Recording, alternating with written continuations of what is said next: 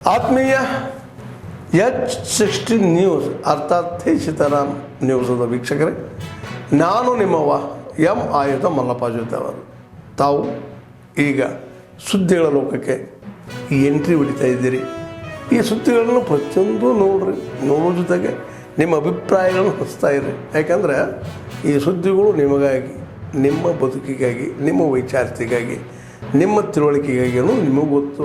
ಜೊತೆಗೆ ನಮಗೂ ನಿಮ್ಮೊಂದಿಗೆ ಇದೊಂದು ಮಾತಾಡುವಂಥ ಜೊತೆಗೆ ಸುದ್ದಿಗಳನ್ನು ಬಿಡುವಂಥ ಕೆಲಸ.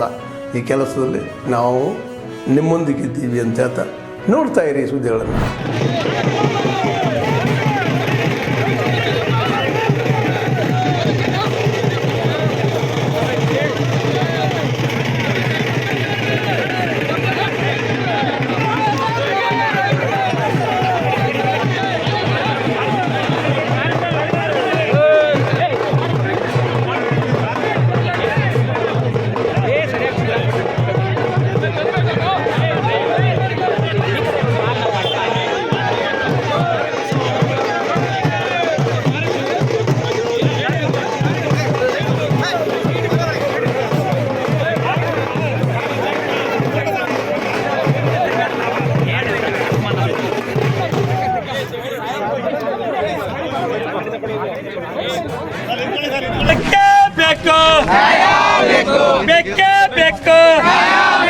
ಕತ್ತಿಯಂತೆ ವರ್ತನೆ ಮಾಡುತ್ತಿರುವ ಅಧಿಕಾರಿಗೆ ಹೇಳಿ ಧಿಕ್ಕಾರ. ಕತ್ತಿಗಳಂತೆ ವರ್ತನೆ ಮಾಡುತ್ತಿರುವ ಕಾರ್ಮಿಕ ಅಧಿಕಾರಿಗೆ ಹೇಳಿ ಧಿಕ್ಕಾರ. ಕತ್ತಿಗಳಂತೆ ವರ್ತನೆ ಮಾಡುತ್ತಿರುವ ಕಾರ್ಮಿಕ ಅಧಿಕಾರಿಗೆ ಹೇಳಿ ಧಿಕ್ಕಾರ. ನಾಲ್ಕು ಅಜಯ್ ಕುಮಾರ್ ಅನ್ನು ಕೂಡಲೇ ಅಮಾನತು ಮಾಡಲೇಬೇಕು. ನಾಲ್ಕು ಕಾರ್ಮಿಕ ಅಧಿಕಾರಿಗಳನ್ನು ಅಮಾನತು ಮಾಡಲೇಬೇಕು. ಬೇಕೇ ಬೇಕು. ಸರ್ಕಾರ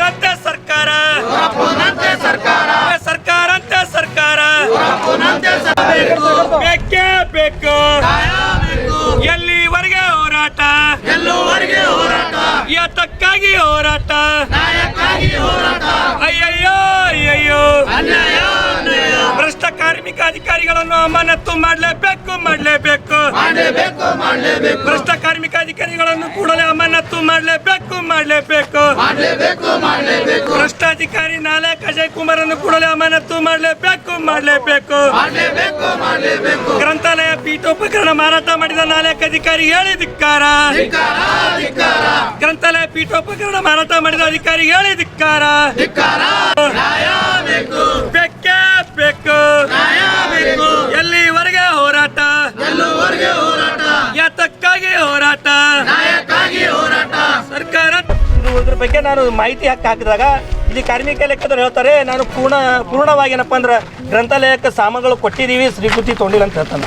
ಕಾರ್ಮಿಕ ಇಲಾಖೆದವ್ರು ಹೇಳಿದ ತಕ್ಷಣ ನಾನು ಗ್ರಂಥಾಲಯಕ್ಕೆ ಮಾಹಿತಿ ಕೇಳಿದಾಗ ನಾನು ಸಂಪೂರ್ಣವಾಗಿ ಏನಪ್ಪ ಅಂತಂದ್ರೆ ಯಾವುದೇ ಒಂದು ಕಾರ್ಮಿಕ ಇಲಾಖೆ ಕಡೆಯಿಂದ ನಾನು ಯಾವುದೋ ಒಂದು ನಮ್ಮ ವಸ್ತುಗಳನ್ನು ತೊಗೊಂಡಿಲ್ಲ ಅಂತ ಹೇಳ್ತಾನೆ. ಅಂದರೆ ಇವರು ಆಟ ಆಡುವಂಥ ಕೆಲಸ ಮಾಡ್ತಾರೆ. ಹಾಗೂ ಶ್ರೀ ಋಣಸಿದ್ದೇಶ್ವರ ಕೋರಿಮಠ ತಂಡ ಸಂಘ, ನಾನು ಕೂಡ ಆ ಕಾರ್ಯಕ್ರಮದ ಅಧ್ಯಕ್ಷತೆಯಲ್ಲಿ ಇರುತ್ತೇನೆ. ಹಾಗೂ ನಮ್ಮ ಕ್ರಾಂತಿ ಪೇಪರ್ ಅವರು ಕೂಡ ಈ ಕಾರ್ಯಕ್ರಮಕ್ಕೆ ಮೊದಲನೇ ದಿನದ ಆಹ್ವಾನಿತರಿದ್ದಾರೆ. ಹಾಗೂ ಶ್ರೀ ಋಣಸಿದ್ದೇಶ್ವರ ಕೋರಿಮಠ ತಂಡ ಸಂಘಕ್ಕೆ ಹಾಗೂ ಕುಲಜಂತಿ ಮಾಳಿಂಗರ ದೇವಸ್ಥಾನದ ಪೂಜ್ಯರು ಹಾಗೂ ಚೌದಾಪುರಿ ಹಿರೇಮಠದ ಪೂಜ್ಯರು ಹಾಗೂ ಶೌಳ್ಗಿ ಶಿವಲಿಂಗೇಶ್ವರ ಪೂಜ್ಯರು ಈ ಕಾರ್ಯಕ್ರಮಕ್ಕೆ ಭಾಗವಹಿಸುತ್ತಾರೆ. ಈ ಕಾರ್ಯಕ್ರಮವನ್ನು ಎಲ್ಲ ಜನರು ಒಂದು ಕಾರ್ಯಕ್ರಮದ ಯಶಸ್ವಿಗೊಳಿಸಬೇಕಾಗಿ ವಿನಂತಿ. ಇನ್ನೊಂದೇನಪ್ಪ ಅಂತಂದ್ರೆ ಶ್ರೀ ಆತ್ಮೀಯ ಮಹಾಸ್ವಾಮಿಗಳು ಪಲ್ಲಕ್ಕಿಯ ಚಾಲನೆ ನೀಡುತ್ತಿದ್ದಾರೆ. ಈ ಕಾರ್ಯಕ್ರಮದಲ್ಲಿ ಸುಮಾರು ಜನ ಎಲ್ಲ ನಮ್ಮ ಪತ್ರಕರ್ತ ಬಂಧುಗಳು ಹಾಗೂ ಚುನಾಯಿತ ಪ್ರತಿನಿಧಿಗಳು 30 ದಿನ ಪರ್ಯಂತ ಕಾರ್ಯಕ್ರಮ ನಡೀತಾ ಇದೆ. 30 ದಿನದಲ್ಲಿ ಡೈಲಿ ದಿನನಿತ್ಯ ಒಬ್ಬ ಸ್ವಾಮೀಜಿಯವರಿಗೆ ಸಾನ್ನಿಧ್ಯ ಕೊಟ್ಟಿರುತ್ತೇವೆ. ಹಾಗೂ ಎಲ್ಲ ಶ್ರೀಗಳು ಮತ್ತು ಶಾಸಕ ಮಿತ್ರ ಕಾಶಪ್ಪನವರ ನಡುವೆ ಏನು ಭಿನ್ನಾಭಿಪ್ರಾಯ ಉಂಟಾಗಿದೆ. ಭಿನ್ನಾಭಿಪ್ರಾಯ ಬಗೆಹರಿಲಿ ಅನ್ನೋದು ಈ ನಾಡಿನ ಪಂಚಮಸಾಲಿ ಸಮಾಜದ ಒಂದು ಹೆಬ್ಬೈಕೆ ಆಗಿದೆ. ಯಾವ ಕಾರಣಕ್ಕಾಗಿ ಭಿನ್ನಾಭಿಪ್ರಾಯ ಬಂತು ನನಗಂತೂ ಗೊತ್ತಿಲ್ಲ. ಶ್ರೀಗಳು ಮನನೊಂದು ಸ್ವಲ್ಪ ಹಿಂಸೆ ಆಗಿದ್ದಕ್ಕೆ ಬಾಗಲಕೋಟೆ ಆಸ್ಪತ್ರೆಯಲ್ಲಿದ್ದರು. ನಾನು ಹೋಗಿ ಆರೋಗ್ಯ ವಿಚಾರಿಸ್ಕೊಂಡು ಬಂದಿದ್ದೆ. ಗುಣಮುಖರಾಗಿ ನಿನ್ನೆ ಡಿಸ್ಚಾರ್ಜ್ ಆಗಿದ್ದಾರೆ. ಸಮಾಜದ ಹಿರಿಯರು ಸೇರಿಕೊಂಡು ಒಂದು ಸಂಧಾನ ಸಭೆಯನ್ನು ಮಾಡುವಂಥ ನಿರ್ಣಯವನ್ನು ನಿಮಗೆ ತೆಗೆದುಕೊಂಡಿದ್ದೀವಿ. ಈ ಕೆಲವೇ ದಿವಸಗಳಲ್ಲಿ ಸಮಾಜದ ಹಿರಿಯರು, ಸಮಾಜದ ಶಾಸಕರು, ಆಮೇಲೆ ರಾಜ್ಯಸಭಾ ಸದಸ್ಯರು ಸೇರಿಕೊಂಡು ಬೆಂಗಳೂರಲ್ಲಿ ಒಂದು ಸಭೆಯನ್ನು ಮಾಡಿ ಆ ಒಂದು ಶಮನವನ್ನು ಬಗೆಹರಿಸುವಂಥ ನಿಟ್ಟಿನಲ್ಲಿ ಪ್ರಾಮಾಣಿಕ ಪ್ರಯತ್ನವನ್ನು ಮಾಡ್ತೀನಿ ಅನ್ನುವಂಥ ಮಾತನ್ನು ಚಪ್ಪಾಳೆ ಎರಡೂ ಕೈಲೇ ಆಗಬೇಕು. ಕಾಶಪ್ಪನವರು ಒಂದೆರಡು ಹೆಜ್ಜೆ ಹಿಂದಕ್ಕೆ ಸೇರಬೇಕು, ಶ್ರೀಗಳು ಒಂದೆರಡು ಹೆಜ್ಜೆ ಹಿಂದಕ್ಕೆ ಸೇರಿದ ಸಂಧಾನ ಆದ್ರೆ ಸಮಾಜಕ್ಕೆ ಒಂದು ಒಳ್ಳೆಯ ಸಂದೇಶ ಹೋಗ್ತೈತಿ. ಅದು ಆಗಲಿಲ್ಲ ಅಂದ್ರೆ ಮೂಲ ಪೀಠವನ್ನು ಅಲ್ಲೇ ಇಟ್ಟು ಶ್ರೀಗಳಿಗೆ ಅನುಕೂಲವಾಗುವಂಥ, ಅವರ ಸಮಾಜ ಸಂಘಟನೆಗೆ ಅನುಕೂಲವಾಗುವಂಥ, ಅವರು ಅಪೇಕ್ಷೆಪಟ್ಟ ಗ್ರಾಮಗಳಲ್ಲಿ, ಅಪೇಕ್ಷೆಪಟ್ಟ ನಗರದಲ್ಲಿ, ಅಪೇಕ್ಷೆಪಟ್ಟ ಗ್ರಾಮದಲ್ಲಿ ಮತ್ತೊಂದು ಶಾಖಾ ಪೀಠವನ್ನು ಮಾಡಿ ಶ್ರೀಗಳಿಗೆ ಬೆನ್ನೆಲುಬಾಗಿ ನಾವು ನಿಲ್ತೇವೆ. ಯಾವುದೇ ಕಾಲಕ್ಕೂ ನಾನಾಯ್ತು, ಒಬ್ಬ ಬಸವನಗೌಡ ಪಾಟೀಲ್ ಯತ್ನಾಳ್ ಇರ್ಬೋದು, ಸುಧೀರ್ ಸೌದಿ ಇರ್ಬೋದು, ಶಿವಶಂಕರ್ ಇರ್ಬೋದು, ಅರವಿಂದ್ ಬೆಲ್ಲದ್ ಇರ್ಬೋದು, ಮುರುಗೇಶ್ ನಿರಾಣಿ ಸಾಹೇಬ್ ಇರ್ಬೋದು, ಎಲ್ಲರ ಶ್ರೀಗಳ ಬೆನ್ನಿಗೆ ನಾವು ಬೆಂಗಾವಲಾಗಿ ನಿಂತಿರ್ತೇವೆ. ನೋಡ್ರಿ, ಅತ್ಯಂತ ದೊಡ್ಡ ಹೋರಾಟವನ್ನು ಭಾರತೀಯ ಜನತಾ ಪಕ್ಷದ ಸರ್ಕಾರದಾಗ ಮಾಡಿದ್ರು ಜೆ ಮೃತ್ಯುಂಜಯ ಸ್ವಾಮೀಜಿ ಅವರು. ಸುಮಾರು 750 ಕಿಲೋಮೀಟರ್ ಪಾದಯಾತ್ರೆ. ಬಸವರಾಜ ಬೊಮ್ಮಾಯಿ ಸಾಹೇಬರ ಅವತ್ತಿನ ಗೃಹಮಂತ್ರಿಗಳು, ಅವರಿಗೆ ಸೂಕ್ತವಾದಂಥ ಬಂದೋಬಸ್ತನ್ನು ಕೊಟ್ಟಿದ್ದು ನಾವು. ಅರಮನೆಗೆ ವಿಧಾನದೊಳಗೆ ಪರ್ಮಿಷನ್ ತಗೊಳ್ದ ಸಭೆ ಮಾಡಿದ್ರು ನಾವು ಅನುಮತಿ ಕೊಟ್ಟಿವಿ. ಮುಂದೆ ಬೊಮ್ಮಾಯಿ ಸರ್ಕಾರದಲ್ಲಿ ನಾನು ಲೋಕೋಪಯೋಗಿ ಸಚಿವನಾದಾಗ, ಯಡಿಯೂರಪ್ಪ ಸಂಪುಟದಲ್ಲಿ, ಸಾಹೇಬರ ಸಂಪುಟದಲ್ಲಿ ನಾನು ಸಚಿವನಿದ್ದಾಗ ಸರ್ಕಾರ ಮತ್ತು ಸಮಾಜದ ನಡುಕ ಕೊಂಡಿಯಾಗಿ ನಾನು ಕೆಲಸ ಮಾಡಿದ್ದೆ. ಬೊಮ್ಮಾಯಿ ಅವ್ರ ಮನೆ ಮುಂದೆ ಸ್ಟ್ರೈಕ್ ಕುಂಡಿರ್ತಾರೆ ಅಂದಾಗ ಮನೆ ಮುಂದೆ ಕುಂಡಿರ್ಬೇಡ್ರಿ, ಮನೆ ಒಳಗೆ ಕುಂಡ್ರಿ ಅಂತೇಳಿ ನಮ್ಮ ಮುಖ್ಯಮಂತ್ರಿ ಬಂದಿನ ಮುಖ್ಯಮಂತ್ರಿಗಳು.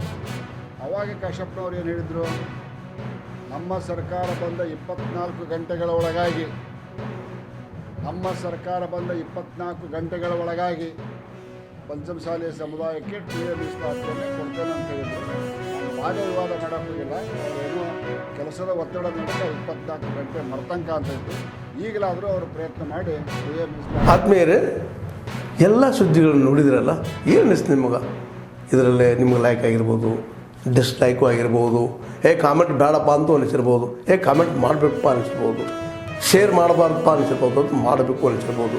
ಏನಾದರೂ ಆಗಲಿ ಶೇರ್ ಮಾಡ್ತಾಯಿರಿ, ಈ ನ್ಯೂಸ್ಗಳನ್ನ ಹಂಚ್ತಾ ಇರಿ, ಜೊತೆಗೆ ಇದಕ್ಕೆ ಸಬ್ಸ್ಕ್ರೈಬ್ ಆಗ್ತಾಯಿರಿ ಅಂತ ಹೇಳ್ತಾ H16 ನ್ಯೂಸ್ ಅರ್ಥಾತ್ ಹೇ ಸೀತಾರಾಮ್, ಇದು ಸತ್ಯದ ಕೈಗೆ ನಡಿ. ವಂದನೆಗಳು.